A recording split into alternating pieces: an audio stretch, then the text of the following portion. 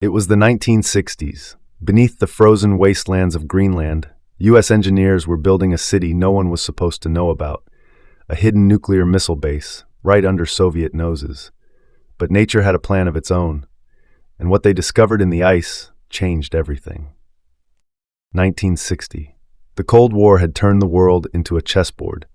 The United States and the Soviet Union stood toe-to-toe, not with armies but with nuclear missiles, each capable of wiping out entire cities in minutes. American generals had one mission: stay ahead. But there was a problem. The Soviets were advancing fast. They had launched Sputnik, the world's first satellite. They were testing long-range missiles. The U.S. needed a secret weapon and a secret location to place it. That's when a strange idea landed on President Eisenhower's desk. What if we build a missile base under the ice? The location: Greenland, a frozen landmass covered with over 700,000 square miles of thick glacial ice. Officially, it was Danish territory. Unofficially, it was perfect for something no one else would see. The project had a code name that sounded harmless: Camp Century. But the real operation had another name, one that was never meant to be spoken outside classified rooms. Operation Under the Ice. In 1960, U.S. Army engineers arrived in Greenland under the cover of scientific research. Officially, they were there to study snow, ice, and how to build structures in extreme weather. Unofficially, they were planning to install 600 nuclear missiles that could strike the Soviet Union in minutes. The ice cap was both a shield and a trap. Temperatures dropped below -50°C. Winds roared like jet engines. But the Army Corps of Engineers started digging.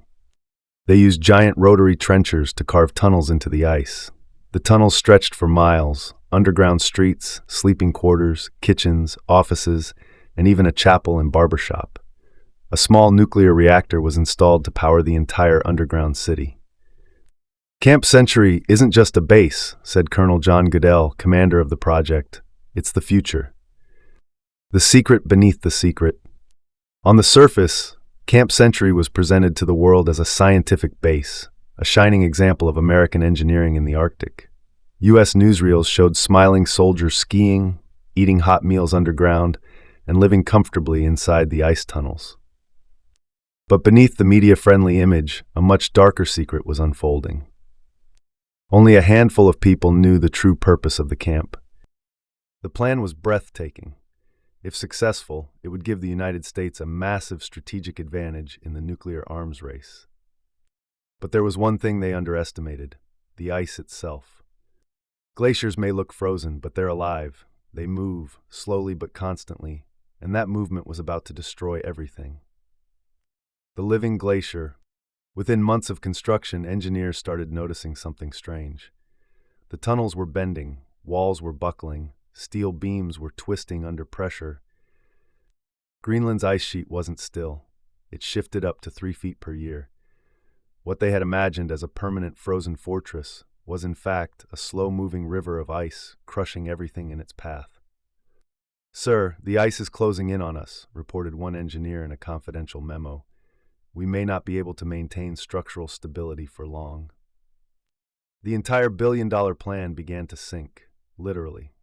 But Washington didn't want to hear bad news. The Cold War was intensifying, and failure wasn't an option. The engineers were told to find a way. So they reinforced the tunnels, they rebuilt roofs, they added steel frames, but the glacier kept moving. Nature was winning. The Arctic secret city. By 1962, Camp Century had grown into a full underground city. It could house 200 soldiers, run on nuclear power, and withstand extreme Arctic storms. It had its own post office, hospital, and even movie nights. But the pressure above was increasing. Every tunnel and chamber required constant maintenance. Cracks appeared like veins in the ceiling. Entire sections had to be abandoned. Behind the scenes, Pentagon officials grew nervous. The nuclear missiles had not even been installed yet, and the ice was already closing in. A top-secret report concluded, "Structural integrity cannot be guaranteed for long-term deployment. The ice sheet is unstable." Meanwhile, Soviet spy satellites were growing more advanced. If Moscow discovered the plan, it could spark World War III. The entire project hung by a thread. In 1964, the U.S. quietly shut down Project Iceworm. Officially, they said it was too expensive.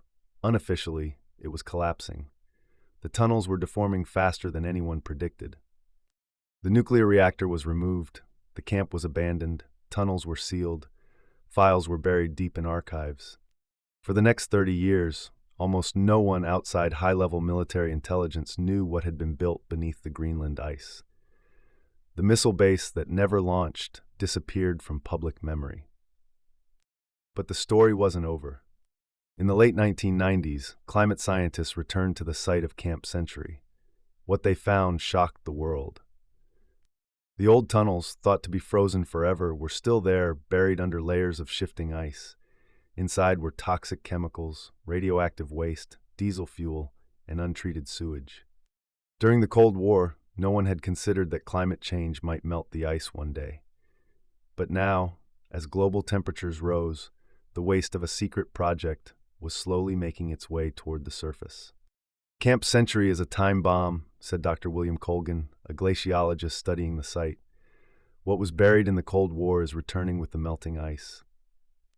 In 2016, Danish and American scientists revealed the full truth of Project Iceworm to the public. Documents declassified by the U.S. Army confirmed the original plan. The project had been approved at the highest levels of the U.S. government. The only thing that stopped it wasn't diplomacy or treaties. It was the Greenland ice sheet itself. And now, as the world warmed, the very same ice was pushing those secrets back to the surface. Today, Camp Century is no longer a military base. It's a ghost city beneath the snow, a symbol of Cold War paranoia and human ambition colliding with the raw force of nature. Greenland's melting ice threatens to expose buried materials and ignite diplomatic tensions between the U.S., Denmark, and Greenland. Who is responsible for the waste left behind? Who owns the secrets of Project Iceworm? The United States once built a secret world under the ice to prepare for war. Now the ice is revealing that world to everyone. Epilogue. Epilogue. History beneath our feet. Project Iceworm was one of the most audacious military plans in American history. It was born in fear, powered by technology, and ultimately defeated by the natural world. For decades, it was hidden in classified archives, but history has a way of resurfacing, sometimes literally. The Arctic may seem silent, but beneath the frozen surface, it remembers everything. Knows. In the same winter, 2,500 miles away, in a gray building on Lubyanka Square, KGB officer Alexei Voronin stared at a grainy satellite photo. The Soviet Union had just launched a new generation of reconnaissance satellites, and something strange was appearing on their radar. Heat signatures in the Greenland ice sheet. Heat that shouldn't have been there. "Is it a scientific station?" a general asked. Voronin shook his head. "No civilian station uses this much power. There's something underground." Soviet intelligence had suspected U.S. activity in Greenland since 1960, but now they had proof. The Kremlin prepared a secret file titled, "The Soviets didn't know the full scale of Project Iceworm, but they knew enough to be worried." And in the nuclear chess match of the Cold War, worry was a weapon. Meanwhile, in Virginia, a man named Thomas Avery sat alone in his living room, staring at his hands. He had been one of the lead civil engineers at Camp Century. He had designed the tunnels. He had believed in the project. He also knew what they left behind. "We left a ticking bomb under the snow," Avery told his wife quietly, "and one day it'll come back." But he couldn't speak publicly. His contract forbade it. Violating it meant prison. So he lived with the knowledge year after year, while the world above forgot. Every winter, when snowstorms hit the East Coast, he thought of Greenland, of the tunnels, the reactor, the rumble of the ice closing in. He had helped build something extraordinary. He had also helped bury a danger no one wanted to face. Chapter 13, A World on the Brink. 1968. The Cold War reached a dangerous fever pitch. The Vietnam War raged, the Soviet Union invaded Czechoslovakia, nuclear war felt closer than ever. At Thule Air Base, just 150 miles south of Camp Century, A U.S. B-52 bomber carrying 4 hydrogen bombs crashed during a routine flight. The bomber exploded, scattering radioactive material across the frozen landscape. This wasn't part of Project Iceworm, but it exposed something deeper. Greenland was a nuclear staging ground, and the world didn't know it. Danish officials were furious. Technically, Denmark had banned nuclear weapons from its territory. The U.S. had violated that promise. Quietly, Washington launched an intense diplomatic effort to keep the truth buried. And while diplomats argued, the abandoned tunnels of Camp Century sat silently beneath the ice, filled with nuclear waste, chemicals, and steel, slowly being crushed by nature. The sleeping monster. Beneath 35 feet of snow, the tunnel walls groaned as the glacier continued its relentless movement. Wood cracked, metal twisted, one of the old ventilation shafts caved in. The camp wasn't just decaying, it was being swallowed. No one monitored it, no one cared. The Cold War had moved on to new weapons, new front lines, but the monster beneath the ice kept growing, year after year, sealed in its frozen tomb. Except the ice wasn't eternal. The world was changing. The warning signs. 1997. Global temperatures were rising. Glaciologists from the University of Copenhagen began noticing unusual melt patterns around northwest Greenland. Satellite imagery revealed subtle surface changes, shifts that suggested something was buried beneath. Dr. Ellen Rasmussen, a young but brilliant Danish scientist, analyzed the satellite data. She found strange linear shapes, long and symmetrical, too artificial to be natural formations. "This isn't a glacier feature," she whispered to her colleague. "It's man-made." When she dug deeper into old archives, she found faint references to a U.S. Army Cold Regions research program in the 1960s, but the details were blacked out. She realized something astonishing. The glacier wasn't just melting, it was revealing something hidden. The Declassified Storm. 2016. After years of Freedom of Information Act requests, Danish journalists finally received hundreds of declassified U.S. military documents. Most were redacted, but one memo stood out. It was dated June 1960. Project Iceworm. Objective: establish a network of tunnels under Greenland ice sheet to house and launch 600 medium-range ballistic missiles. Target range: Soviet Union. The revelation exploded across international headlines. U.S. secret nuclear base in Greenland revealed. Denmark demanded explanations. Greenlandic leaders expressed outrage. Environmental groups warned of a toxic leak as the ice melted. The Cold War's frozen secret was no longer frozen. The race against the melt. By 2020, climate scientists estimated that Camp Century's buried waste could reach the surface by the end of the century. What had once been entombed under solid ice was now creeping closer to the open air. The waste included 200,000 liters of diesel fuel, tons of radioactive coolant from the nuclear reactor, toxic chemicals and untreated sewage, steel, wood, and decaying materials. Greenland, once a silent pawn in Cold War games, now stood at the center of a new global debate. Who would clean it up? Who would pay? And what would happen if nothing was done? Chapter 18. The Engineer Breaks His Silence. In 2021, a frail 86-year-old Thomas Avery finally gave an interview to an investigative journalist. His voice shook, but his memory was sharp. "They said the ice would keep it buried forever," he said, "but forever doesn't last as long as we thought." He described the construction in detail, the reactor, the tunnels, the Iceworm plan.